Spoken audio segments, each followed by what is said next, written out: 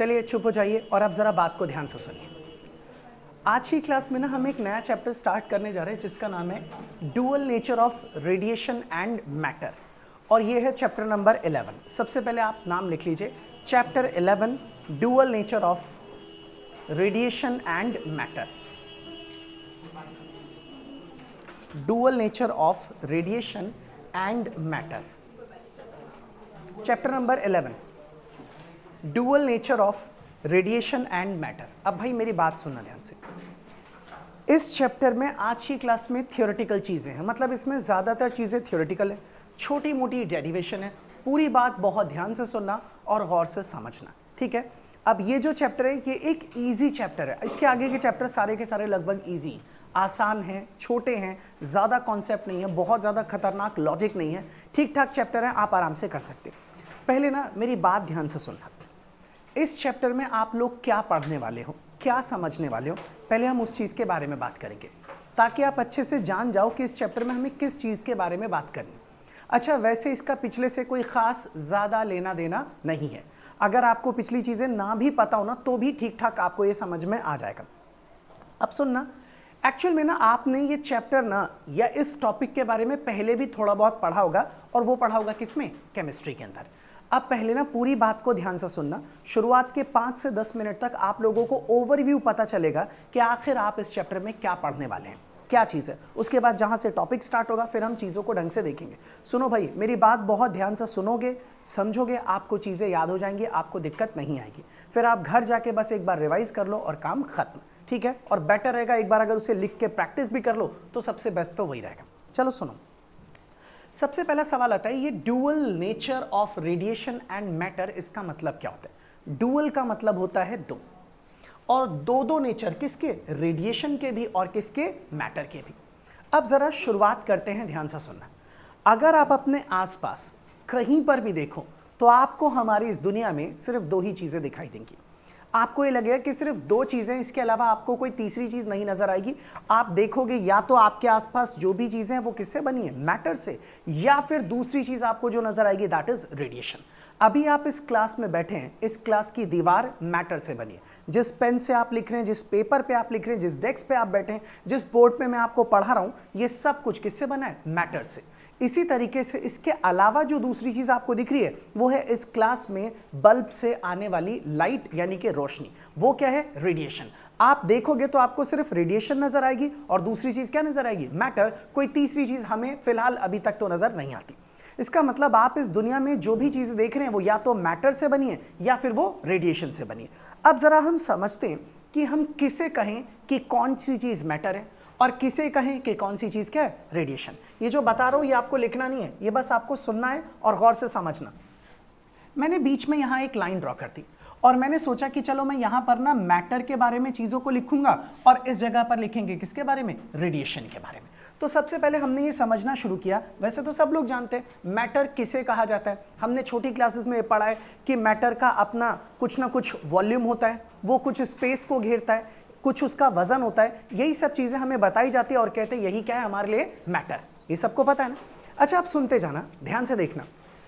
Matter के पास मास होता है, ये सबको पता है, और रेडिएशन के पास क्या होती है, वेवलेंथ, क्योंकि रेडिएशन का मतलब इसके पास क्या है, वेव, और वेव की क्या होती है, वेवलेंथ। अच्छा, मैटर के पास मोमेंटम होता है। मान लो मैटर अगर चल रहा है तो मास इंटू वेलोसिटी क्या बन जाता है, मोमेंटम। और आप अगर रेडिएशन में देखेंगे तो रेडिएशन में क्या होती है, फ्रीक्वेंसी। अच्छा, इसका मतलब ये नहीं कि जैसे मैटर के पास मोमेंटम है वैसे इसके पास फ्रीक्वेंसी नहीं, इसके पास क्या क्या है वो लिख रहा हूं, इसके पास क्या क्या है वो लिख रहा हूं। अच्छा, मैटर के पास एनर्जी होती है। मान लो आपके पास कोई एक ऑब्जेक्ट है, आप उस ऑब्जेक्ट को अपने हाथ में लो और थ्रो करो। जब वो ऑब्जेक्ट मोशन में होगा, चलेगा, तो उसके पास एक एनर्जी होगी, कौन सी, काइनेटिक एनर्जी। अच्छा, ये भी क्या है, रेडिएशन। रेडिएशन क्या है, वेव को ही तो बोलते हैं, और वेव भी चल रही है, प्रोपेगेट कर रही है, इसका मतलब इसके पास भी क्या होती है, एनर्जी। तो आप बोलोगे सर मैटर के पास ये चीजें हैं और रेडिएशन के पास ये चीजें। अब हमें पता लग गया कि मैटर कुछ और है, रेडिएशन कुछ और है, इसके पास अलग तरह की चीजें, इसके पास अलग तरह की चीजें। अगर आप एक मैटर को, एक पत्थर के टुकड़े को अपने हाथ में लो और उसे ना थ्रो करो कस के, और कस के अगर थ्रो करोगे तो वो बिल्कुल चलता जाएगा सीधा आगे। रास्ते में अगर कोई चीज आई और अगर उस मैटर के पास ज्यादा ताकत है, ज्यादा एनर्जी है, तो हो सकता है वो चीज से टकराए, टकरा के उस चीज को तोड़ दे और तोड़ करके कहां निकल जाए आगे। और हो भी सकता है कि वो जाके उसे टकराए, टकरा के उसके कुछ पार्टिकल तोड़ के कहां गिरा दे, नीचे। ये काम है किसका, मैटर का। मैटर गया रास्ते में आने वाले किसी ऑब्जेक्ट से टकराया, इसके छोटे छोटे पार्टिकल्स में भी हो सकता है तोड़ के कहां गिरा दे, नीचे की तरफ। रेडिएशन के साथ हमने ऐसा नहीं देखा। हमने देखा कि एक मिरर है, मिरर के ऊपर आपने एक लाइट को या लाइट वेव को डाला तो लाइट वेव ना इससे टकरा के रिफ्लेक्ट होकर के वापस आ जाएगी। ये प्रॉपर्टी है रेडिएशन के पास और ये प्रॉपर्टी किसके पास है, मैटर के पास। मैटर के बारे में आपने कई चीजें देखी हैं और रेडिएशन के बारे में भी तो आप पढ़ चुके हो। रेडिएशन की वजह से या वेव की वजह से रिफ्लेक्शन नजर आता है, रिफ्रैक्शन होता है। अच्छा, आप लोगों ने तो इंटरफेरेंस भी पढ़ लिया और डिफ्रैक्शन भी पढ़ लिया, तो हमें पता है कि भैया ये चीजें जिनके पास है हम उन्हें बोल देंगे वो रेडिएशन है, और ये चीजें जिनके पास है हम उन्हें बोल देंगे वो क्या है, मैटर। सबको पता है और ये चीजें एकदम क्लियर थी, सब जानते हैं मैटर अलग है, रेडिएशन अलग है। अब प्रॉब्लम कहां आई, साइंटिस्टों ने कई सारे एक्सपेरिमेंट्स किए और उन एक्सपेरिमेंट्स के अंदर उन्होंने रेडिएशन के बारे में पढ़ा, समझा, स्टडी किया, उसे जाना, तो उन लोगों ने यह देखा कि रेडिएशन भी वैसी प्रॉपर्टीज शो कर रहा है जो प्रॉपर्टी किसके पास थी, मैटर के पास। अब सवाल यह आता है ये मैटर जैसी प्रॉपर्टी शो करता है, इसका क्या मतलब, इसका मतलब रेडिएशन भी अपने पास किसको दिखाता है, मास को। अब लोग इस चीज में हैरान हो गए, रेडिएशन के पास भी मास आ गया। अच्छा, जिस तरीके से आप एक पत्थर के टुकड़े को, मैटर को हाथ से उठाते हो और उठाने के बाद कहीं फेंकते हो तो वो जाके स्ट्राइक करता है, टकराता है, और अगर उसके पास ज्यादा एनर्जी है तो क्या पता उस सरफेस को तोड़ के उसके पार्टिकल्स गिरा दे, उसको पिचका दे, या फिर उसको तोड़ करके कहां निकल जाए, आगे। लाइट के अंदर भी ऐसा हुआ, हमने एक मेटल की सरफेस ली, उसके ऊपर लाइट को डाला जिसके पास सफिशिएंट ठीक ठाक एनर्जी है, उसने क्या किया, सरफेस से टकराने के बाद इलेक्ट्रॉन्स को कहां निकाल दिया, बाहर। कह रहा है ऐसा काम तो मैटर करते, लाइट भी ऐसा काम करने लग गई। आप मेरी बात समझ रहे हैं? तो इसका मतलब जिस तरीके से जो प्रॉपर्टी मैटर के पास थी वैसी प्रॉपर्टीज जब लोगों को रेडिएशन के पास भी दिखाई देने लग गई, तब लोग हैरान हो गए कि भाई ये कैसे हो गया। अब हम क्या बोले, इसको सच में बोले कि रेडिएशन के पास वेव जैसा नेचर है, या ये बोले कि इसके पास मैटर जैसा नेचर है, यानी कि पार्टिकल नेचर।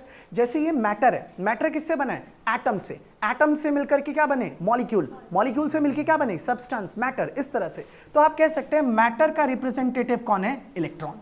भैया ये इलेक्ट्रॉन ही तो है, प्रोटॉन है, न्यूट्रॉन है, ये मिलके न्यूक्लियस बना रहे हैं, एटम बना रहे हैं, उन्हीं से मॉलिक्यूल बन रहा है, उन्हीं से सब्सटेंस बन रहा है। तो मैटर का रिप्रेजेंटेटिव ये पार्टिकल, इसलिए कई लोग ना मैटर को बोल देते हैं this is the particle nature.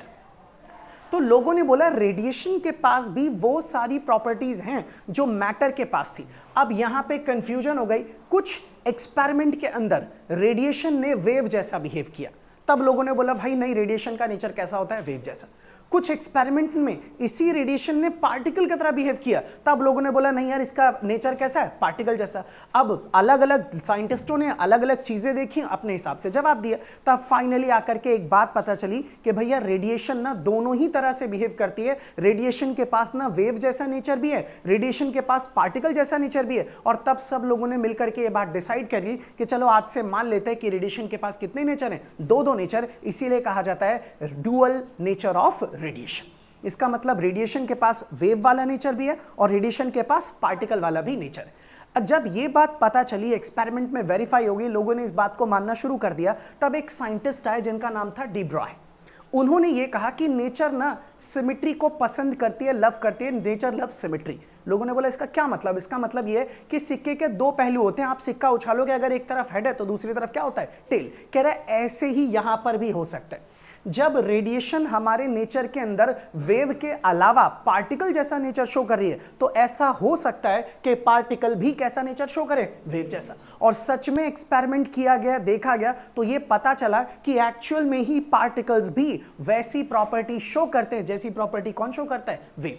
तो लोगों ने बोला इसका क्या मतलब, तो उन्होंने बोला भाई इसका मतलब ये है कि आप ना पार्टिकल से भी इंटरफेरेंस करवा के इंटरफेरेंस पैटर्न बना सकते हो, आप पार्टिकल से भी डिफ्रैक्शन करा के डिफ्रैक्शन पैटर्न बना सकते हो। और एक्चुअल में ही ऐसा किया गया। यंग्स का डबल स्लिट एक्सपेरिमेंट पढ़ा ना लास्ट चैप्टर में सबने, तो उसके अंदर ना कहा गया था ना कि ऐसे करके हमने दो स्लिट ली थी, सामने क्या रखी थी, स्क्रीन। इन्होंने क्या किया, एक बीम ऑफ इलेक्ट्रॉन्स ली, मतलब बीम जिसमें बहुत सारे इलेक्ट्रॉन बड़ी तेजी से मूव कर रहे थे, उन बीम ऑफ इलेक्ट्रॉन को जब दो स्लिट से पास किया गया तो स्क्रीन पर उन लोगों को कौन सा पैटर्न दिखने लग गया, इंटरफेरेंस पैटर्न। अब कहने लग गया यार ये इलेक्ट्रॉन की बीम है, ये तो पार्टिकल है, लेकिन ये तो वो सारी प्रॉपर्टी शो कर रहा है, वो प्रॉपर्टी शो कर रहा है जो किसको शो करनी चाहिए थी, वेव जैसी प्रॉपर्टीज को। तब ये पता लगा इसका मतलब भाई हमारा जो पार्टिकल है उसके पास भी कौन सा नेचर है, वेव जैसा नेचर। तो उन्होंने बोला इसका मतलब डुअल नेचर खाली रेडिएशन का ही नहीं है, डुअल नेचर किसका है, मैटर का भी। और इसीलिए इस चैप्टर का नाम रखा गया डुअल नेचर ऑफ रेडिएशन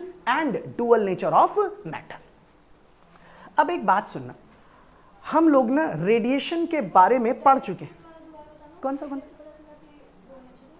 नहीं, इसके अंदर ये बताया गया कि जब बीम ऑफ इलेक्ट्रॉन्स गए तो उन्होंने भी स्क्रीन पर ना इंटरफेरेंस पैटर्न बना दिया, डिफ्रैक्शन पैटर्न भी बना दिया। कहने लगे यार ये भी उसी की जैसी प्रॉपर्टी को शो कर रहा है, ये काम तो इसका था ना इंटरफेरेंस का और डिफ्रैक्शन का, ये तो पार्टिकल्स ने भी कर दिया। जब पार्टिकल ने कर दिया तो उन्होंने बोला इसका मतलब इसके पास भी वेव जैसा नेचर है। तो कहने लगे इसके पास पार्टिकल जैसा नेचर था, अब ये वेव जैसा नेचर भी शो कर रहा है। हमने बोल दिया इसका मतलब इसके पास भी कितने नेचर है, दो नेचर। तो इसे बोलते हैं डुअल नेचर ऑफ मैटर और इसे कहा जाएगा डुअल नेचर ऑफ रेडिएशन।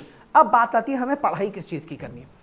आप लोग रेडिएशन का वेव नेचर पढ़ चुके, पिछला चैप्टर पढ़ा था वेव ऑप्टिक्स, उससे पहले हमने एक और पढ़ा था दैट इज रे ऑप्टिक्स। हम इसके बारे में जानते हैं, हम इसका कौन सा नेचर नहीं जानते, पार्टिकल नेचर। इसलिए आप अपने इस चैप्टर में ना इस वेव का कौन सा नेचर पढ़ोगे, particle nature, that is particle nature of radiation पढ़ेंगे। और इसका मैटर वाला नेचर तो हम जानते हैं, पहले से हम लोगों को पता है। हमें इसका कौन सा वाला नेचर नहीं पता, वेव वाला, तो हम इसके अंदर पढ़ेंगे वेव नेचर ऑफ मैटर। इसीलिए आप चैप्टर के शुरुआत में इसको पढ़ोगे और चैप्टर के आखिर में आप इस चीज के बारे में पढ़ोगे। अब आप लोगों को पूरे का पूरा ओवरव्यू मिल गया होगा कि आखिर हम इस चैप्टर में किस चीज के बारे में स्टडी करने वाले हैं। सबको मेरी बात समझ में आई? तो चलिए अब हम स्टार्ट करते हैं। सबसे पहले मेरी बात सुनना ध्यान से। कई बार ऐसा होता है कि कई टीचर्स जब पढ़ाते हैं तो वो सीधा पहला टॉपिक उठा लेते हैं जिसका नाम है फोटो इलेक्ट्रिक इफेक्ट। कह रहे यही पेपर में आता है।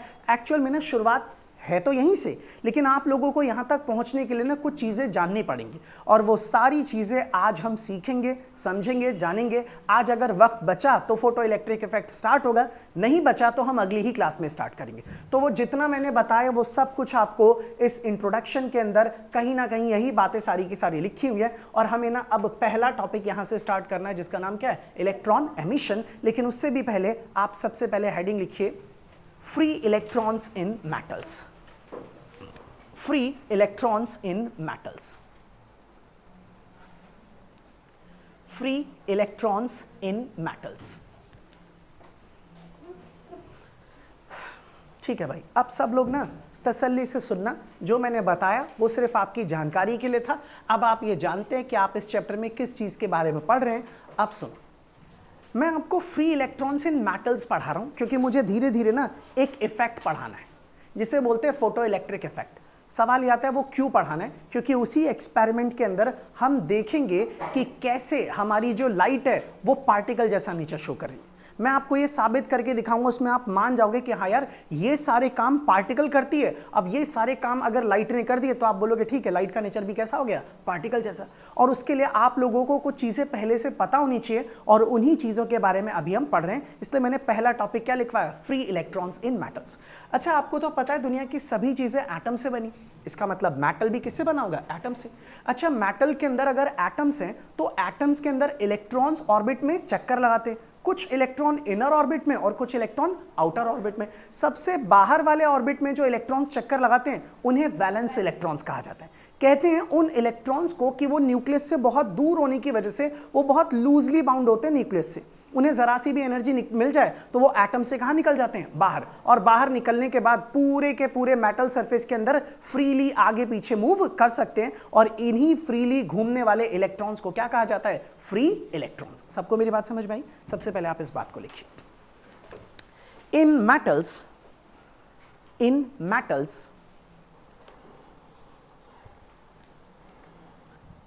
The electrons in the outer shells, in metals the electrons in the outer shells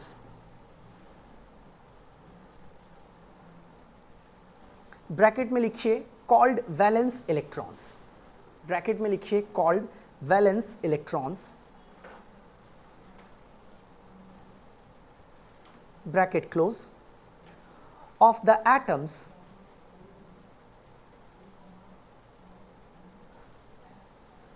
are loosely bound, full stop. They are quite free, they are quite free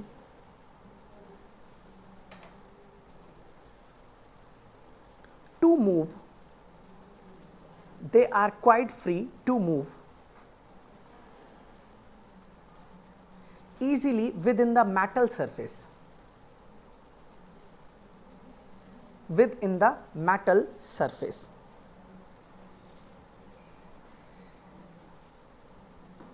Full stop. Such loosely bounded electrons, such loosely bounded electrons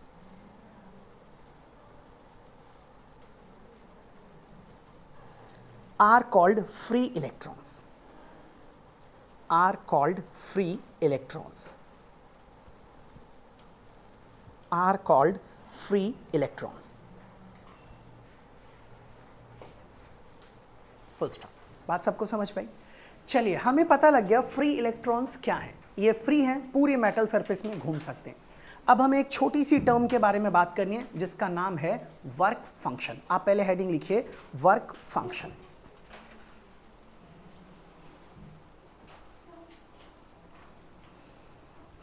अब सब लोग मेरी बात बहुत अच्छे से और ध्यान से सुनना।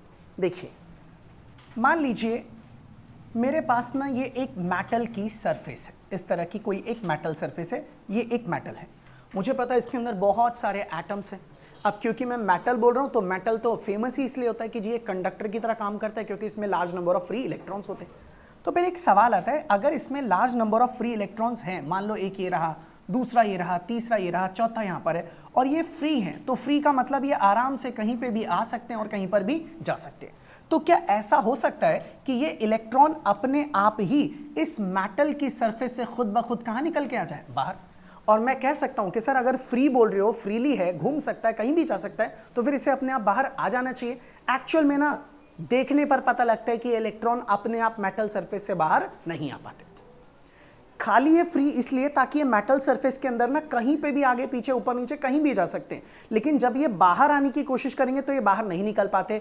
तो फिर क्यों नहीं निकल पाते? जैसे ही कोई भी इलेक्ट्रॉन बाहर आने की कोशिश करता है तो इलेक्ट्रॉन अपना नेगेटिव चार्ज अपने साथ लेकर के कहां जाता है? बाहर, और पीछे छोड़ जाता है उतना ही पॉजिटिव चार्ज। और ये वाला पॉजिटिव चार्ज इस नेगेटिव को फिर से अपनी ओर क्या करता है? अट्रैक्ट, और फिर अट्रैक्शन की वजह से इलेक्ट्रॉन वापस अपनी सरफेस में लौट जाता है। इसका मतलब कोई भी इलेक्ट्रॉन कोशिश भी करे तो बाहर नहीं निकल सकता, क्योंकि वो जैसे ही बाहर की तरफ निकलेगा, जैसे ही वो आगे की ओर बढ़ेगा, इसके मेटल सरफेस पर उतना ही पॉजिटिव चार्ज आ जाएगा, और ये पॉजिटिव अपने इस नेगेटिव इलेक्ट्रॉन को वापस अपनी ओर क्या कर लेगा? अट्रैक्ट। इसका मतलब आप ये कह सकते हैं कि इलेक्ट्रॉन फ्री तो है, लेकिन सिर्फ मेटल सरफेस के अंदर घूमने के लिए, बाहर निकलना इसके लिए आसान नहीं है।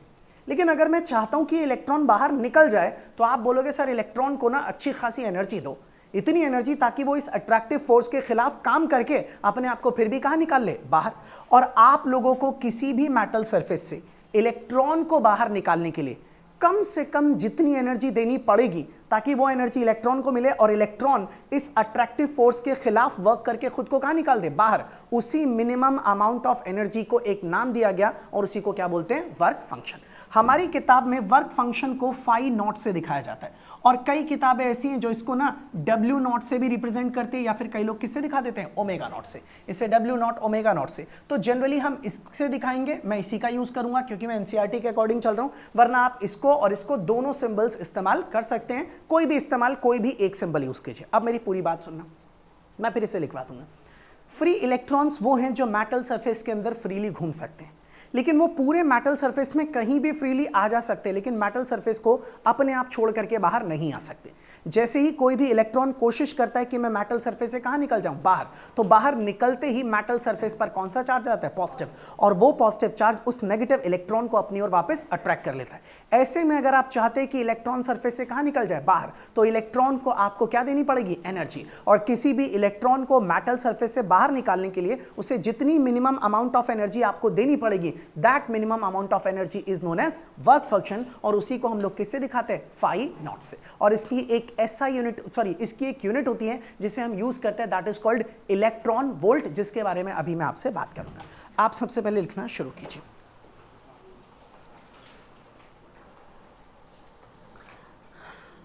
लिखिए जरा, the free electrons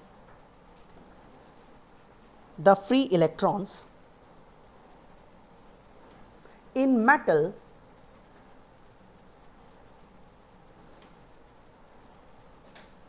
can move about freely. The free electrons in metal can move about freely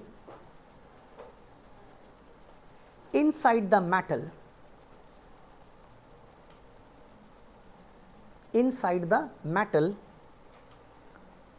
but cannot escape out of the metal surface.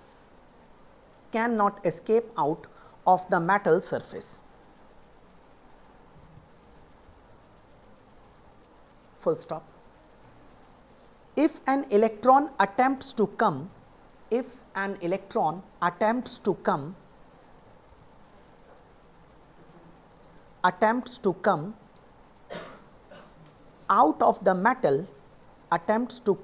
out of the metal, comma, the metal surface acquires a positive charge.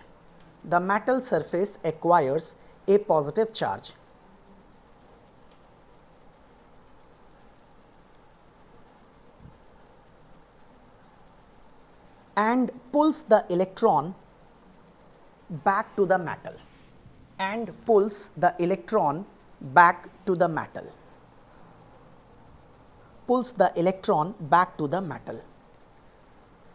Full stop. The free electron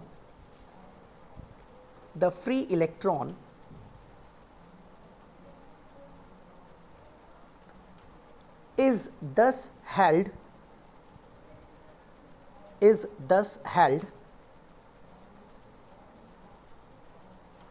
inside the metal surface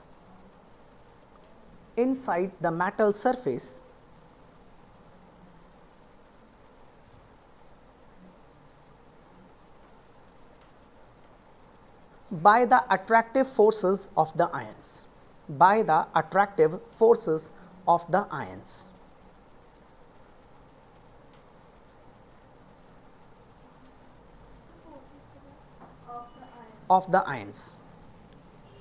Full stop. Consequently,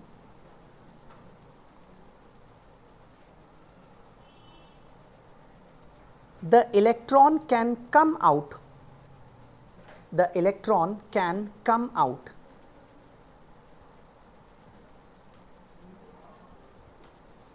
of the metal surface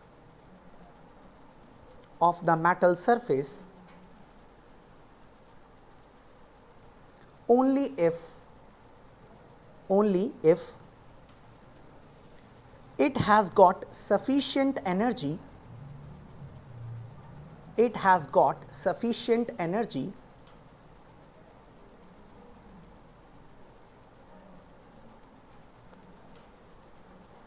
to overcome the attractive pull.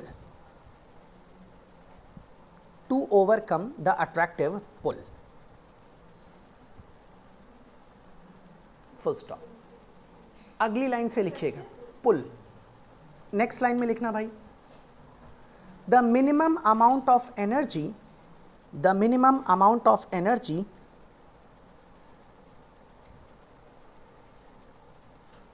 required by an electron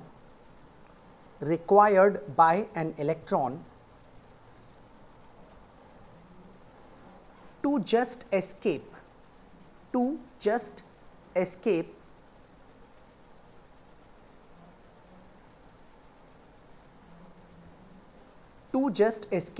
from the metal surface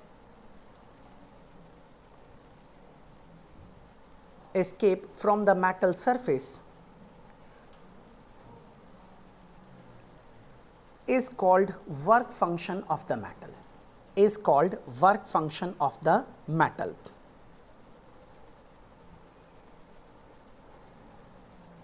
denoted by phi naught or W naught, denoted by phi naught or W naught,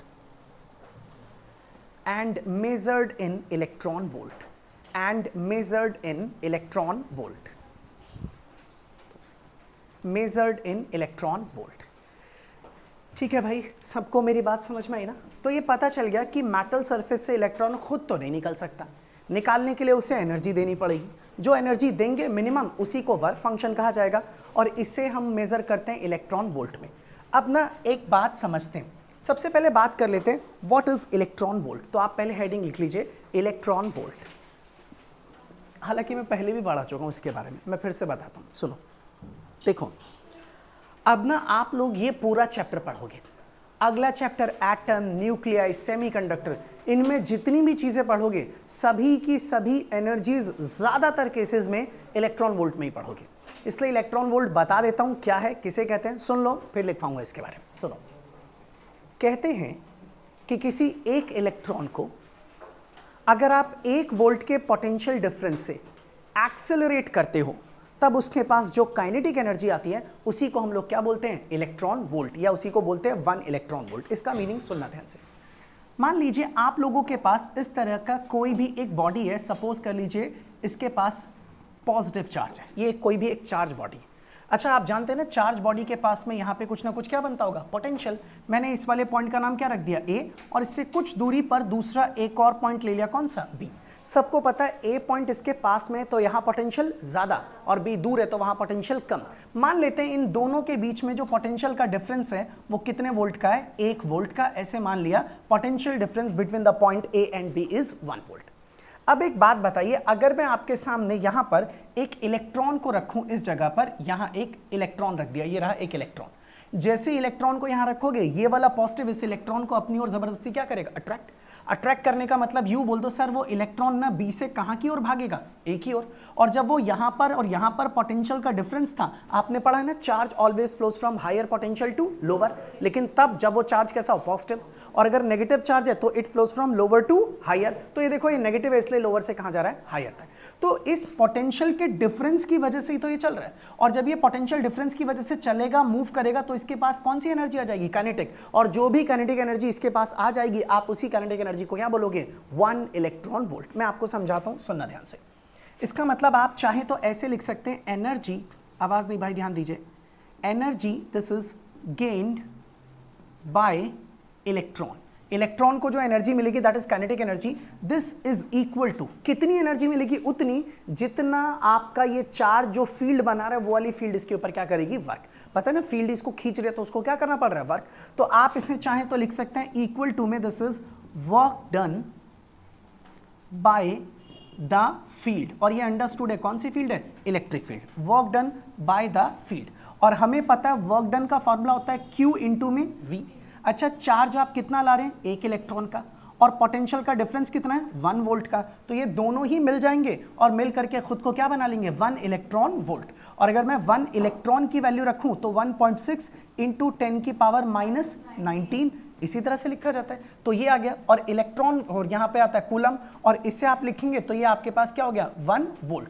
तो जब आप इसको देखेंगे ना, तो जब आप इसको वैसे ना करने के बजाय, मैं इसको अब ये सब ना लिखने के बजाय सीधा इसे सिंप्लीफाई करूं डायरेक्टली, तो आप इस पूरे को चाहो तो 1.6 इंटू 10 की पावर माइनस 19 इंटू 1, ये मिलकर के क्या बन जाएगा, जूल। तो हमें ये पता लगेगा कि ये जो 1 इलेक्ट्रॉन वोल्ट है वो बराबर होता है 1.6 इंटू 10 की पावर माइनस 19 जूल के। इसका मतलब जब कभी भी इलेक्ट्रॉन वोल्ट को जूल में बदलना हो तो आप इसकी मदद से चेंज कर सकते हैं, और अगर जूल को इलेक्ट्रॉन वोल्ट में बदलना हो तो भी आप ऐसा कर सकते हैं। तो आप बोर्ड से ना सिर्फ ये लिखा हुआ हिस्सा ही नोट करेंगे, वो ऊपर वाला आपका मन है, अगर ड्रॉ करना है कर लीजिए, नहीं तो कोई फर्क नहीं पड़ता। पहले आप हेडिंग लिख लीजिए इलेक्ट्रॉन वोल्ट, और जो बता रहा हूं वो लिखिए, पहले लिखिए जरा इसके बारे में। 1 electron volt is the kinetic energy. 1 electron volt is the kinetic energy gained by an electron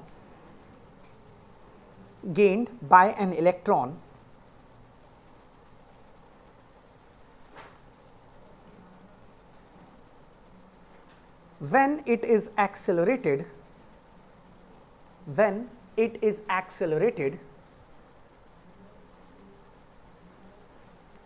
through a potential difference of 1 volt, through a potential difference of 1 volt, through a potential difference of 1 volt,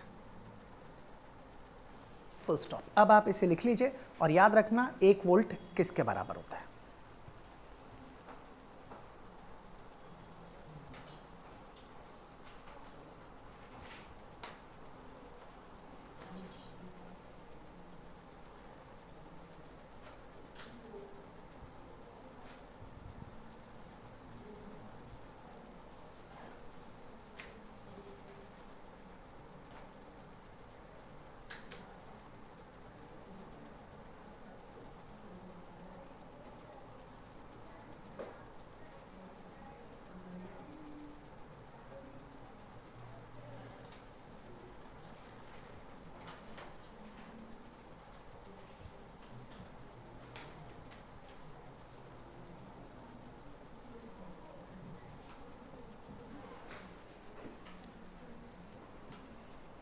हो गया यहाँ तक सबको clear?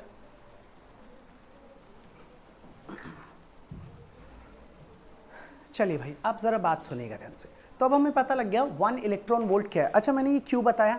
Atomic physics, nuclear physics, जो semiconductor वाला chapter है, सब जगह अब आप ज़्यादातर जो भी एनर्जी पढ़ने वाले हैं सब इलेक्ट्रॉन वोल्ट में। कहीं कहीं जूल में दिखेगा तो आप इससे इलेक्ट्रॉन वोल्ट में चेंज कर दो, इलेक्ट्रॉन वोल्ट से जूल में। अब हम आगे की बात करते हैं, ध्यान दीजिएगा, आवाज़ नहीं प्लीज़। अब ये टॉपिक स्टार्ट होता है जिसका नाम क्या है? Electron emission. आप देखना ये जो चीज़ थी क्या लिखा था? इंट्रोडक्शन। अब हम यहाँ से स्टार्ट करने जा रहे हैं, this is the electron emission. आप पहले हेडिंग लिखिए, electron emission, electron emission, electron emission. अब सुनना, किसी भी मेटल सरफेस में जो फ्री इलेक्ट्रॉन्स मौजूद हैं, अगर आप उसे एनर्जी दें, और वो भी कितनी एनर्जी? वर्क फंक्शन जितनी या फिर उससे ज्यादा, तब इलेक्ट्रॉन मेटल सरफेस से कहां निकल जाएगा? बाहर। तो मेटल सरफेस के अंदर मौजूद रहने वाले फ्री इलेक्ट्रॉन्स को एनर्जी देने पर इलेक्ट्रॉन्स का बाहर निकलना, बस इसी प्रोसेस को, इसी फिनोमेना को क्या बोलते हैं? Emission of electrons. आप पहले हेडिंग लिख चुके सब ना, इलेक्ट्रॉन एमिशन, पहले हेडिंग लिख लीजिए। अब लिखना शुरू कीजिए इसके बारे में। The phenomena of emission, the phenomena of emission of electrons, the phenomena of emission of electrons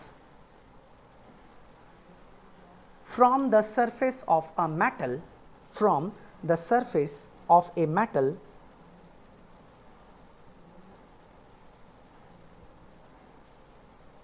is called electron emission, is called electron emission, is called electron emission। लिख लिया सभी ने? अब मेरी बात सुनो ध्यान से। मेटल सरफेस में जो फ्री इलेक्ट्रॉन्स हैं, अगर आप उन्हें बाहर निकालना चाहते हैं तो आपको इलेक्ट्रॉन को एनर्जी देनी पड़ेगी, और सबको पता है कितनी? वर्क फंक्शन जितनी या फिर उससे ज्यादा, क्योंकि वर्क फंक्शन तो वो मिनिमम एनर्जी है जो देने पर इलेक्ट्रॉन कहाँ निकल जाएगा? बाहर। आप उससे ज्यादा एनर्जी दोगे तो भी इलेक्ट्रॉन बाहर, उतनी दोगे तो भी इलेक्ट्रॉन बाहर आ जाएगा, लेकिन अगर उससे कम एनर्जी दी तो इलेक्ट्रॉन बाहर नहीं आ पाएगा। ये हम लोगों ने बात कर ली। अब बात यह थी, सर अगर इलेक्ट्रॉन को बाहर निकालना है तो एनर्जी अगर देनी होगी तो कैसे दे सकते हैं? इलेक्ट्रॉन को बाहर निकालने के लिए हम लोग जनरली एनर्जी 3 तरीकों से दे सकते हैं, और उन तीनों तरीकों के अपने अपने नाम है। मैं आपके सामने वो नाम पढ़ रहा हूं, यहां पर आप ध्यान से देखिएगा। ये रहा पहला, नंबर 1, इसे बोलते हैं थर्मियोनिक एमिशन।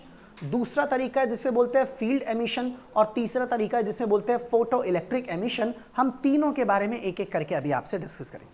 आप सबसे पहले लिखिए एक लाइन, नेक्स्ट लाइन में लिखिएगा, the minimum energy, the minimum energy required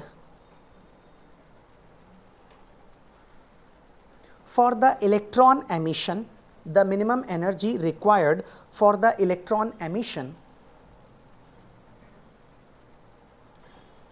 from the metal surface, from the metal surface, from the metal surface can be supplied to the free electrons, can be supplied to the free electrons, to the free electrons by any one of the following physical processes, by any one of the following physical processes, any one of the following physical processes.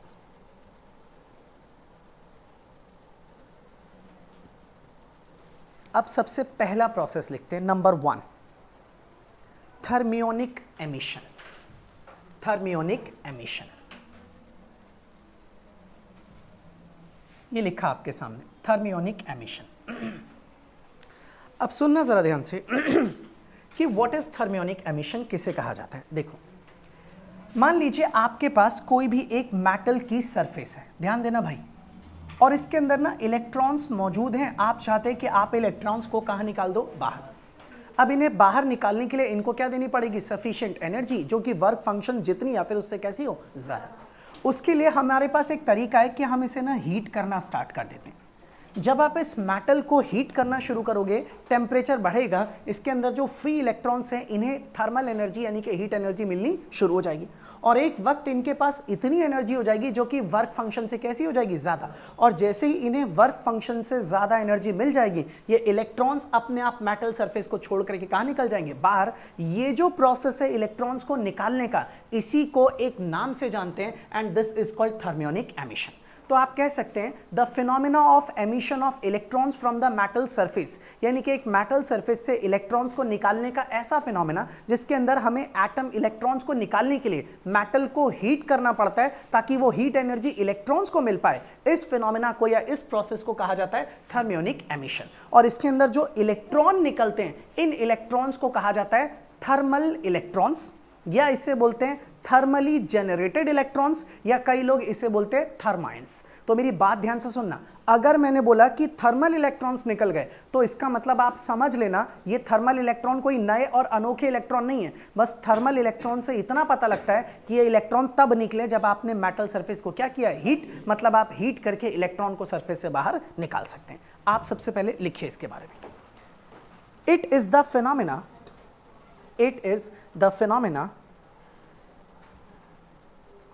of emission of electrons. It is the phenomena of emission of electrons from the metal surface, from the metal surface when heated suitably, when heated suitably. Full stop. The emitted electrons are called, the emitted electrons are called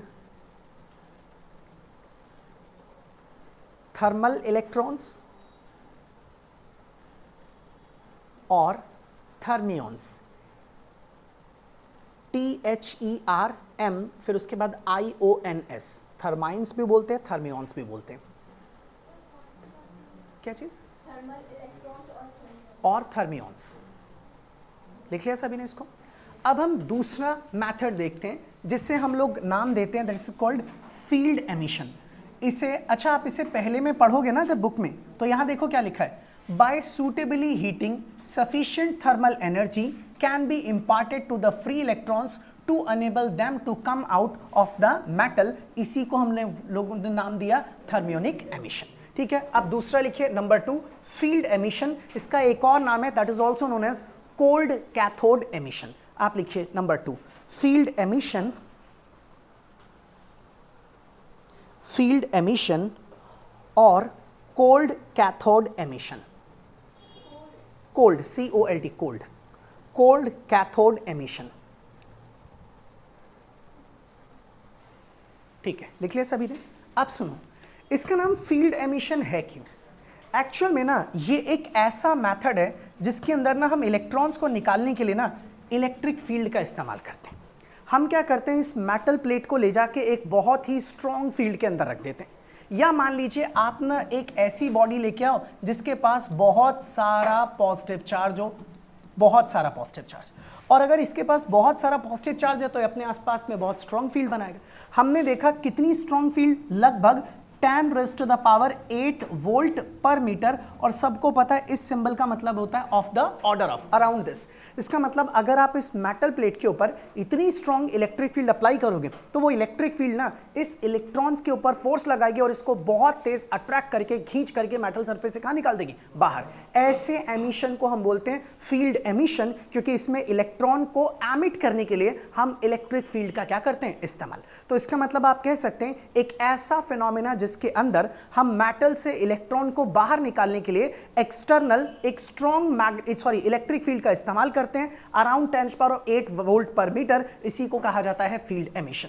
जब आप इसे यहां पढ़ेंगे तो आपके सामने यहां लिखा हुआ है by applying a very strong electric field of the order of 10⁸ volt per metre to a metal, electrons can be pulled out, उन्हें खींच के कहां निकाल देते हैं, बाहर, pulled out of the metal as in the spark plug. अब आपने स्पार्क प्लग नहीं पढ़ा, उसके बारे में छोड़ो, बाद में बात करेंगे, मैं सेमीकंडक्टर में थोड़ा उसके बारे में बताऊंगा। तो इसी को हम लोग क्या बोलते हैं, फील्ड एमिशन। आप इसे लिखिए जरा, it is the phenomena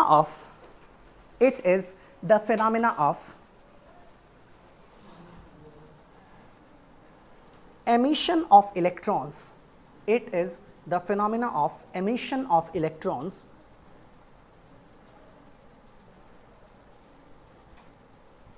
from the surface of a metal,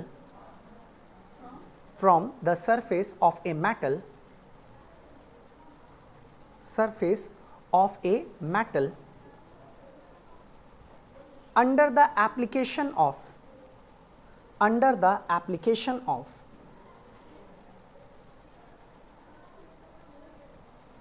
a strong electric field,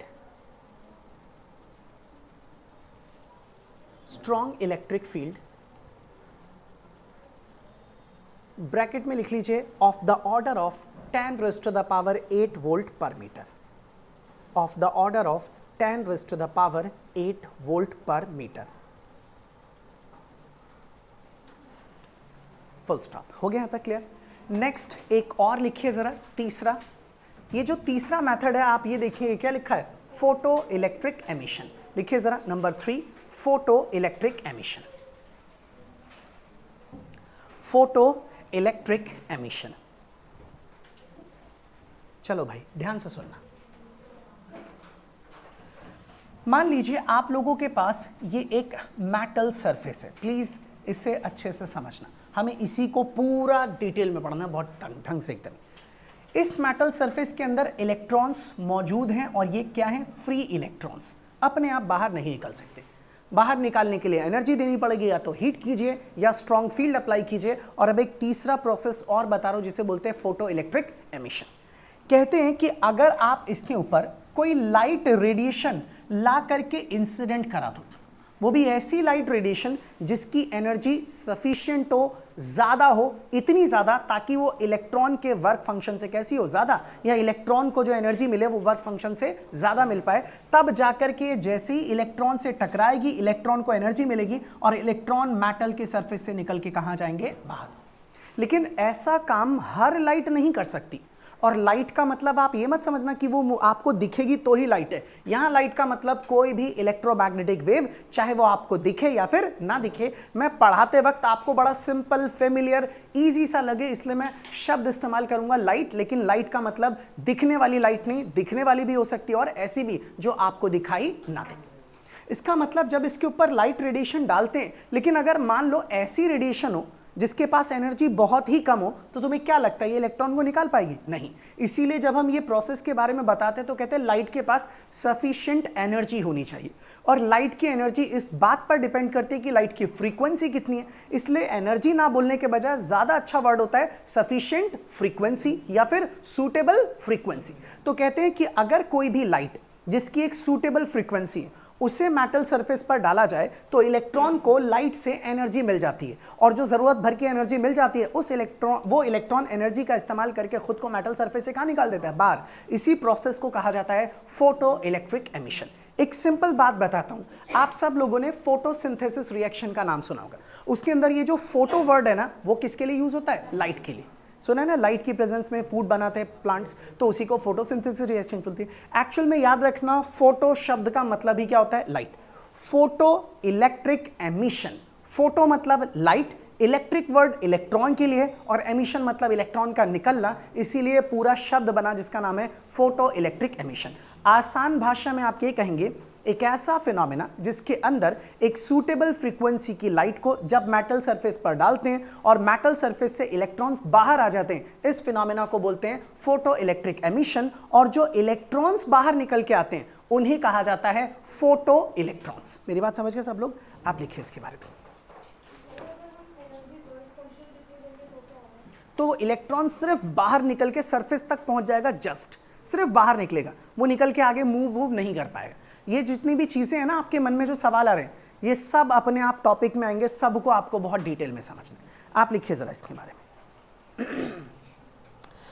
लिखना शुरू कीजिए। It is the phenomena of, it is the phenomena of emission of electrons. It is the phenomena of emission of electrons, emission of electrons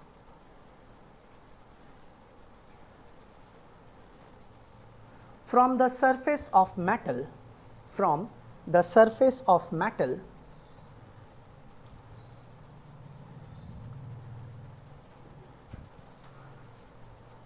when light radiations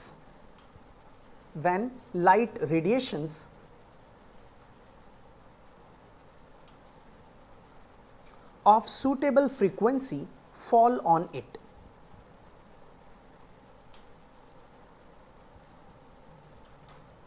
Fall on it. Full stop. The emitted electrons are called photoelectrons. The emitted electrons are called photoelectrons. Are called photoelectrons. Full stop. भाई बात समझ गए सब लोग ने? तो अब आप लोगों को ये पता लग गया, अच्छा और भी मेथड है इलेक्ट्रॉन निकालने के। हमें जो 2-3 पढ़ने थे वो मैंने आपको एक एक करके बता दिए, थर्मियोनिक एमिशन, फील्ड एमिशन और फोटो इलेक्ट्रिक एमिशन। अब आपका टॉपिक स्टार्ट होता है जिसका नाम क्या है, फोटो इलेक्ट्रिक इफेक्ट। आप पहले हेडिंग लिखिए, फोटो इलेक्ट्रिक इफेक्ट।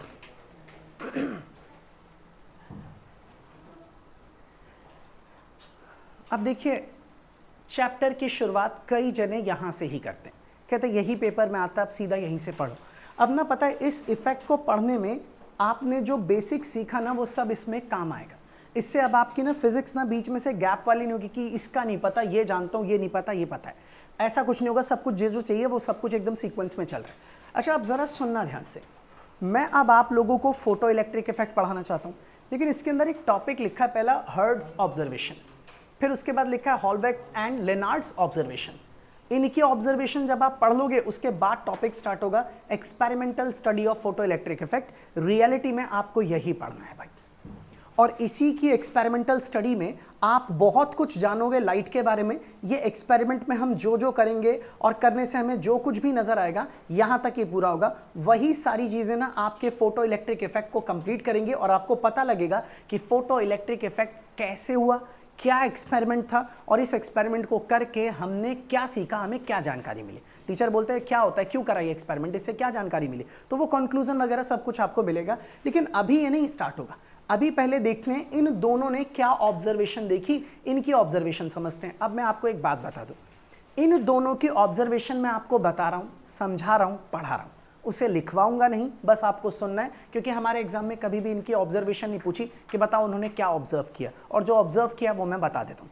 आसान भाषा में अगर बोलूं कि इन दोनों ने ही क्या ऑब्जर्व किया, सिंपल लैंग्वेज में, तो इन दोनों ने ये देखा मेटल सरफेस पर लाइट डालते तो इलेक्ट्रॉन कहाँ निकल जाते हैं, बाहर। बस यही थी दोनों की ऑब्जर्वेशन। बात समझ में आई? अब जरा इसको थोड़ा ठीक से पढ़ लेते हैं। हाँ, रियल में दोनों ने यही चीज ऑब्जर्व की। सबसे पहले ना हर्ट्ज ने ही इस बात को ऑब्जर्व किया, और जब इस चीज को उसने देखा तो वहीं से नाम पड़ गया क्या, फोटो इलेक्ट्रिक इफेक्ट। इसी ने ऑब्जर्व किया, फिर और साइंटिस्ट आए, उन्होंने इन चीजों को दोबारा करा, चेक किया, देखा, और दुनिया भर की जो जो जानकारियां मिलती गई वो सारी जानकारियां इसके अंदर इकट्ठी कर दी गई। और आप जब देखोगे ना फोटो इलेक्ट्रिक इफेक्ट की स्टडी, उसके अंदर जैसा हो रहा था लोग हैरान थे, ऐसा होना नहीं चाहिए, लेकिन ऐसा क्यों हो रहा है इसके बारे में एक्सप्लेन किया आइंस्टाइन ने, आइंस्टाइन की थ्योरी, उसकी और भी बातें हम सब कुछ देखेंगे। और यहां से फिजिक्स का एक नया एक लाइट का एक नया ही रूप नजर आएगा, पार्टिकल नेचर। आज से पहले किसी ने सोचा नहीं था कि लाइट के अंदर भी क्या होते होंगे, पार्टिकल्स, उसके बारे में पता चलेगा। अच्छा, मैं आपको पढ़ाते वक्त ऐसा बिल्कुल नहीं बोलूंगा कि देखो पार्टिकल होते हैं, उनका नाम ये होता है तो ऐसे होता है, नथिंग। जो जो एक्सपेरिमेंट आप करोगे उसमें जो जो रिजल्ट आएगा आप खुद बताना, इस रिजल्ट से तुम्हें क्या लगता है कि क्या हुआ होगा इसके अंदर। तो आप वैसे देखोगे आपको एक एक करके तस्वीर क्लियर होती हुई चली जाएगी। अब सुनना ध्यान से, हर्ट्ज ना इलेक्ट्रोमैग्नेटिक वेव का एक्सपेरिमेंट कर रहा था। वो लाइट एक इलेक्ट्रोमैग्नेटिक वेव है, इसकी मदद से लाइट वेव को एक तरफ से दूसरी तरफ पहुंचाने की कोशिश कर रहा था, एक्सपेरिमेंट्स कर रहा था। उस एक्सपेरिमेंट करने के दौरान उसने ये पाया कि जब मैं लाइट को, जिसकी सूटेबल कुछ फ्रीक्वेंसी है, ठीक ठाक फ्रीक्वेंसी है, एक मेटल सरफेस पर डाल रहा हूं, तब उसमें से ना कुछ पार्टिकल्स निकल रहे हैं। और बाद में पता चला कि वो पार्टिकल्स और कुछ नहीं थे, कौन थे, इलेक्ट्रॉन्स। बस यही बात उसने ऑब्जर्व की और इसी बात को कह दिया गया हर्ट्ज ऑब्जर्वेशन। जब आप इसे देखेंगे तो आप यहां पर बिल्कुल ध्यान से देखना, मैं पढ़ा रहा हूं, ये लिखवाऊंगा नहीं, सुनिए। यहां पे पूरी बात पढ़ते हैं। Light shining on the metal surface somehow facilitated the escape of free charge particles which we know now known as electrons। कह रहा है मेटल सरफेस पर लाइट को हमने शाइन किया तो पता लगा उसमें से कुछ चार्ज पार्टिकल निकले, वो चार्ज पार्टिकल जिनको हम अब जानते हैं कि वो पार्टिकल इलेक्ट्रॉन्स थे। इन्होंने कहा when light falls on a metal surface, जब लाइट मेटल सरफेस पर गिरती है, some electrons near the surface absorbed enough energy from the incident radiation। कह रहा है जो इंसिडेंट रेडिएशन आपने डाली है उससे सफिशिएंट एनर्जी इलेक्ट्रॉन ले लेते हैं to overcome the attraction of the positive ions in the metal of the surface. Surface के अंदर जो पॉजिटिव आयंस हैं उनके अट्रैक्शन को खत्म करके कहां निकलने के लिए, बाहर आने के लिए। आफ्टर गेनिंग सफिशिएंट एनर्जी, जब इन्हें जरूरत भर की एनर्जी मिल गई फ्रॉम द इंसिडेंट लाइट, इनके ऊपर गिरने वाली लाइट से, the electrons escape from the surface, electron surface से कहां निकल गए, बाहर, of the metal into the surrounding space, और वो निकल करके आसपास के स्पेस में फैल गए। ये बात इसने ऑब्जर्व की थी, यही क्या था, हर्ट्ज का ऑब्जर्वेशन। इसलिए आपको ना इसका कोई टॉपिक लिखना है ना इसके बारे में कुछ पढ़ाना है, ये तो सिंपल है, याद ही रहेगा भाई। ये तो तुम पूरे चैप्टर में पता नहीं कितनी बार रिपीट करने वाले हो कि लाइट डालेंगे तो इलेक्ट्रॉन्स निकलेंगे, इसलिए इसको ऐसे ध्यान रखना। अब यहां पर आता है दूसरा, हॉलबेक एंड लेनार्ड्स ऑब्जर्वेशन। इन्होंने भी सेम ही चीज नोटिस की। इन्होंने ना एक्सपेरिमेंट करने के लिए बताया कि हमने ना एक ग्लास ट्यूब ली, उसके अंदर वैक्यूम बना दिया, उसके अंदर ये करा वो करा, जो जो इन्होंने करा वो सारा ये रहा, जिसको मैं ढंग से एक्सपेरिमेंट करके बताऊंगा। इन्होंने कैसे कैसे क्या किया और दूसरे साइंटिस्टों ने क्या किया, इस एक्सपेरिमेंट को करते वक्त हम ये देखेंगे कौन सी चीज क्यों लगाई गई, इसका क्या पर्पस था, इसको बदल दें, चेंज कर दें तो क्या बदलाव आएगा, एक्सपेरिमेंट करने से क्या क्या रिजल्ट हमें नजर आए, सब कुछ यहां पर पढ़ेंगे। लेकिन फिलहाल के लिए यहां सिर्फ आपको इनका क्या पढ़ना है, ऑब्जर्वेशन। तो चलिए एक बार ना इनके ऑब्जर्वेशन को पढ़ते हैं और देखते हैं जरा इन्होंने क्या चीज ऑब्जर्व की। बिल्कुल ध्यान से सुनना। इन्होंने ना एक जिंक की प्लेट ली, जैसे मैं यहां से पढ़ना स्टार्ट करता हूं, ध्यान से देखना। He observe that the zinc plate lost its charge when it was illuminated by ultraviolet light. जब इन्होंने जिंक प्लेट के ऊपर ना लाइट को डाला ना, तब लाइट की, अल्ट्रावायलेट लाइट डालने की वजह से जिंक प्लेट में से कुछ चार्ज क्या हो गया, लॉस्ट, गायब, चला गया, पता नहीं कहां पे। Further the अनचार्ज zinc plate becomes positively charged. कह रहे हमने तो जो जिंक प्लेट रखी थी वो अनचार्ज थी, लेकिन उसके पास कौन सा चार्ज आ गया, पॉजिटिव। आप इससे अंदाजा लगा सकते हो पॉजिटिव इसलिए आ गया क्योंकि कौन निकल गया, नेगेटिव।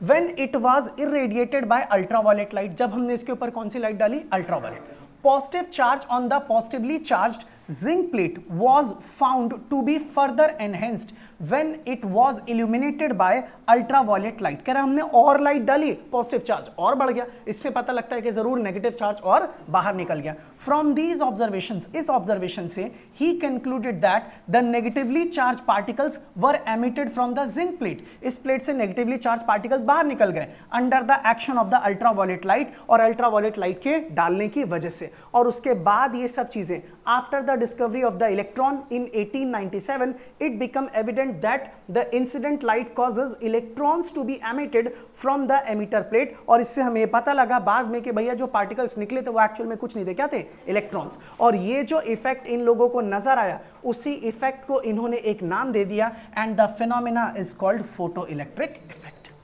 सबको मेरी बात समझ में आ रही है? तो ये ऑब्जर्वेशन ऐसा ही था, मैं आपको थोड़ा सा यहां पर इस चीज को एक्सप्लेन कर रहा हूं, प्लीज मेरी बात को ध्यान से सुनना। एक छोटा सा काम किया गया, इसे बस आप सुन लेना, मे बी ये कभी केस स्टडी में दिख जाए, वैसे चांसेस नहीं है बिल्कुल भी।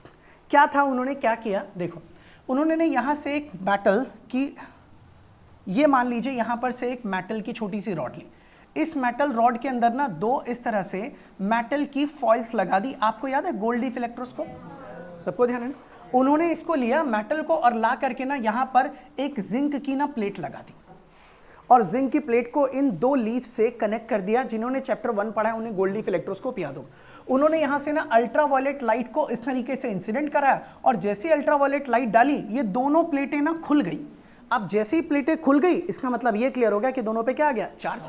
और दोनों पे चार्ज इसलिए आया क्योंकि इसके अंदर से जरूर या तो इलेक्ट्रॉन निकल गया या इलेक्ट्रॉन चला गया। तो उन्होंने चेक किया इसके पास कौन सा चार्ज है? पॉजिटिव। और वो कैसे पता लगा? ये पत्तियां दोनों की दोनों प्लेट से एकदम से खुल गई। इन्होंने देखा लाइट अगर नहीं डालते तो पत्तियां नॉर्मल है, जैसी लाइट डालो पत्तियां खुल जाती है। ज्यादा देर तक लाइट डालोगे तो ज्यादा इलेक्ट्रॉन्स को एनर्जी मिलेगी और ज्यादा इलेक्ट्रॉन्स कहां निकलेंगे? बाहर। इस पे ज्यादा पॉजिटिव चार्ज आएगा और ये पत्तियां ज्यादा खुल जाएंगी। यही एक्सपेरिमेंट था और ये जो प्लेट थी वो कौन सी थी? जिंक वाली प्लेट। इससे उन्हें पता लगा कि सच में लाइट डालने से इलेक्ट्रॉन्स कहां निकल रहे हैं? बाहर। और इसी इफेक्ट को उन्होंने नाम दे दिया फोटो इलेक्ट्रिक इफेक्ट।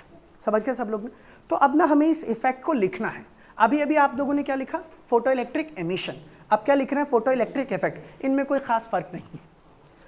बस इफेक्ट क्या होता है? जो भी आप अपनी आंखों के सामने होता हुआ देख रहे हो कुछ अलग चीज, तो आप उसे बोलते हो ये कुछ इफेक्ट हो रहा है कि लाइट डालने से इलेक्ट्रॉन निकल रहे हैं। ये जो इफेक्ट आपको दिखा इसी को लोगों ने नाम दे दिया फोटो इलेक्ट्रिक इफेक्ट। लाइट डालने पर इलेक्ट्रॉन्स का निकलना, इस इफेक्ट को बोला गया फोटो इलेक्ट्रिक इफेक्ट। अब मेरी बात सुनना ध्यान से, मैं अभी आपको ये चीज लिखवा दूंगा, सुनो। एक सब्सटेंस होता है जिसे बोलते हैं photo sensitive substance. Photo sensitive substances वो सब्सटेंसेस होते हैं जिन पर सूटेबल फ्रीक्वेंसी की लाइट डालने पर इलेक्ट्रॉन्स कहां निकल जाते हैं? बाहर। उन्हें बोलोगे फोटो सेंसिटिव सब्सटेंस। जैसे ये पेन जो है ये प्लास्टिक का है, इसमें इलेक्ट्रॉन्स तो हैं लेकिन क्या लगता है फ्री है क्या? नहीं। क्या मैं इसको गर्म करूं तो क्या इसमें से इलेक्ट्रॉन निकलने के चांसेस हैं? नहीं। आप बोलोगे सर गर्म करोगे तो ये पिघल जाएगा, इसके अंदर से इलेक्ट्रॉन निकालना, ये तो नॉन मेटल है, ये तो इंसुलेटर है, इसके अंदर तो large number of free electrons नहीं होते। इसमें इलेक्ट्रॉन निकालने के लिए तो आपको बहुत ही ज्यादा क्या चाहिए? बहुत ही ज्यादा चाहिए एनर्जी, क्योंकि इसके पास फ्री इलेक्ट्रॉन्स मौजूद नहीं है। इसका मतलब आप इसके ऊपर अगर लाइट डालते हो तो ये इलेक्ट्रॉन को एमिट नहीं करेगा, मतलब ये एक फोटो सेंसिटिव मटेरियल नहीं है। इसका मतलब अगर आपने मेटल प्लेट पर लाइट डाली और उसमें से इलेक्ट्रॉन निकल सकते हैं तो मैं बोल दूंगा मेटल प्लेट ना एक फोटो सेंसिटिव मटेरियल है। लेकिन आप जिस डेस्क पर बैठे, ये लकड़ी की ये बेंच है, इस बेंच पर अगर आप लाइट डालते हैं तो इसके अंदर से इलेक्ट्रॉन नहीं निकलेगा, क्योंकि लकड़ी क्या है? एक इंसुलेटर, इसमें large number of free electrons नहीं है। तो मैं बोलूंगा लकड़ी एक फोटो सेंसिटिव सब्सटेंस नहीं है। इसलिए जब भी आपको ये टॉपिक पढ़ाया जाएगा, कोई न्यूमेरिकल कोई बात समझानी होगी, तो मैं बोलूंगा कि मान लेते हैं मेरे पास दो फोटो सेंसिटिव सब्सटेंसेस हैं, एक ए और एक बी, और वो सब्सटेंस आप कोई भी दो मेटल की प्लेट मान सकते हैं। तो फोटो सेंसिटिव सब्सटेंस का मतलब लाइट डालने पर इलेक्ट्रॉन्स निकले, ऐसे सब्सटेंस, और उनके अंदर क्या होनी चाहिए? Large number of free electrons. तो आप पूरी बात ध्यान से सुनना। अगर मैं इस पेन के ऊपर लाइट डालूं तो इसमें से इलेक्ट्रॉन नहीं निकलेंगे। अभी लाइट डालने पर अगर इलेक्ट्रॉन निकला तो ये इफेक्ट जो मुझे दिखा इसे बोलूंगा फोटो इलेक्ट्रिक इफेक्ट। और अगर लाइट डाला और इलेक्ट्रॉन नहीं निकला, वेट करता रहा, नहीं निकल रहा, तो मैं बोलूंगा मुझे ये इफेक्ट नजर नहीं आया। मीनिंग क्लियर सभी के लिए? तो सबसे पहले एक बात सुनना लास्ट में, किसी भी मेटल सरफेस पर लाइट सूटेबल फ्रीक्वेंसी की डालने पर उसमें से इलेक्ट्रॉन का निकलना, इस इफेक्ट को बोलते हैं फोटो इलेक्ट्रिक इफेक्ट। जो इलेक्ट्रॉन निकलते हैं इन्हें बोलते हैं फोटो इलेक्ट्रॉन्स। और जब ये इलेक्ट्रॉन निकलेंगे तो भैया इनके पास तो चार्ज है, और इलेक्ट्रॉन निकलेंगे और मान लो वो चल रहे हैं, तो चलता हुआ चार्ज क्या बनाता है? करंट। तो उन चलते हुए इलेक्ट्रॉन से जो करंट बनेगा उसे बोलेंगे फोटो करंट, या उसी को बोलते हैं फोटो इलेक्ट्रिक करंट। बात समझ के सब लोग? लिखिए, हेडिंग डाल लीजिए फोटो इलेक्ट्रिक इफेक्ट, और अब लिखिए इस बारे में, लिखिए it is the phenomena of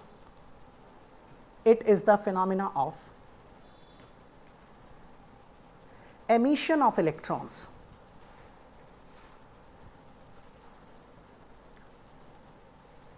from the surface of metals,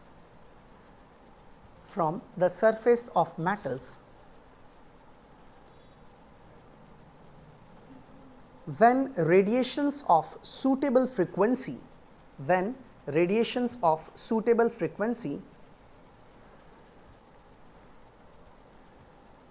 fall on them.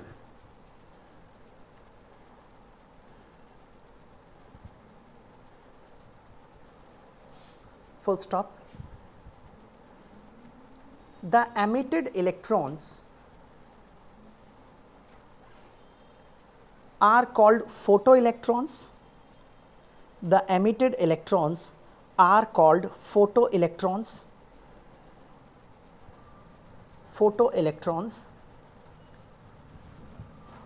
And the current so produced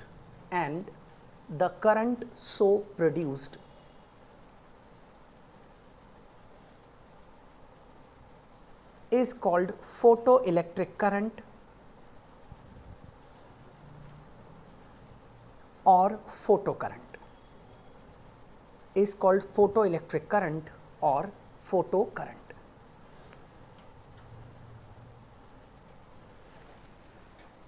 full stop. हाँ भाई, यहाँ तक की बातें सबको क्लियर हो गई ना. अब देखिए, वैसे ना अब मेरा जो टॉपिक स्टार्ट होगा that is experimental study of photo electric effect, जो कि हम आज की क्लास में नहीं पढ़ेंगे. तो आज की क्लास यहीं तक रहने देते हैं. अगली क्लास इस चैप्टर की बहुत ही ज़्यादा इंपॉर्टेंट क्लास है, वहाँ से आपके न्यूमेरिकल वाले कंसेप्ट स्टार्ट हो जाएंगे. चलिए बाकी करते हैं नेक्स्ट क्लास के अंदर.